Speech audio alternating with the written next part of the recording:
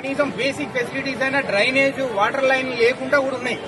ఇటువంటి అన్ని ఎవరికి చెప్పుకోవాలని అర్థం కాదు. ఎందుకు అర్థం కాదంటే మన కాలనీలో మనం కొట్లాడే వరకే సరిపోతుంది. ఈ 100 ఇళ్ళు, ఈ 120 ఇళ్ళు, ఈ అపార్ట్మెంట్ల కాడికి అయిపోయింది.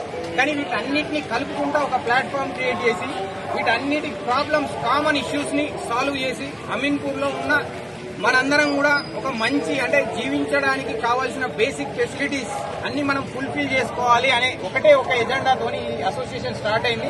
దయచేసి మీ అందరూ ఈ అసోసియేషన్ కి తోడుగా ఉంటారని ఆశిస్తున్నాను. ఎటువంటి సమస్య అయినా అందరం కలిసి గట్టిగా దీన్ని ఎవరి మీద కొట్లాడేది ఏం లేదు. మనం ట్యాక్స్ కడుతున్నాము, గవర్నమెంట్ నుంచి మనకు రావాల్సిన వాటిని మనం బాధ్యతగా అడగాలి. మనం ఎవరిని అడగాలో తెలియదు, ఎక్కడికి పోవాలో తెలియదు. ఎందుకంటే అందరం ఎక్కడెక్కడి నుంచో వచ్చినాం, చాలా వరకు 90%. సో అటువంటి వాళ్ళందరి కోసం మనం ఒక కేర్ ఆఫ్ అడ్రస్ గా ఉండాలి.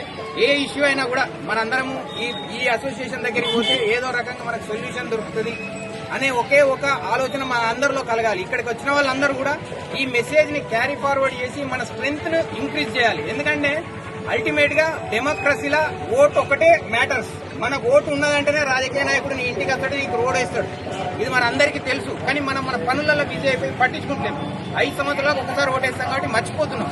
ఈ 5 సంవత్సరాలు మనల్ని వాడు రక్తం పిండుతాడు. మనకు అది ఎప్పుడు రోజు 5 సంవత్సరాలు బాధపడాలి ఆ ఒక్క రోజు కోసం. కాబట్టి మన స్ట్రెంగ్త్ ఉంటేనే వాళ్ళు మన దగ్గరికి వస్తారు. మనం పోయాల్సిన అవసరం లేదు. Most of the people here are educated, well educated. నేను ఏం చెప్తా అంటే అన్ఫార్చునేట్లీ అమీన్పూర్ మన అందరం well educated people are ruled by well uneducated people అనేది.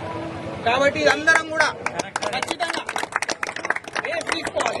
ఒకసారి మైండ్ పెట్టి ఆలోచించుర్రి. ఎటువంటి సజెషన్స్ ఉన్నా ఏదున్నా కూడా అల్టిమేట్ గా మనం కొట్లాడుకోవాలి. ఇంట్లో అన్నదమ్ములం కొట్లాడుకోమా, బయటకు వచ్చినాక ఏం చేసుకోమా, వెంచర్లు ఏమన్నా చేసుకుందాం మన 100 ఇళ్లలో. కానీ బయటకు వచ్చినాక మనందరం యూనిటీగా ఉండడానికి ఏం చేద్దాము, ఎట్లా చేద్దాము. ఫస్ట్ ఊరు, దేశం.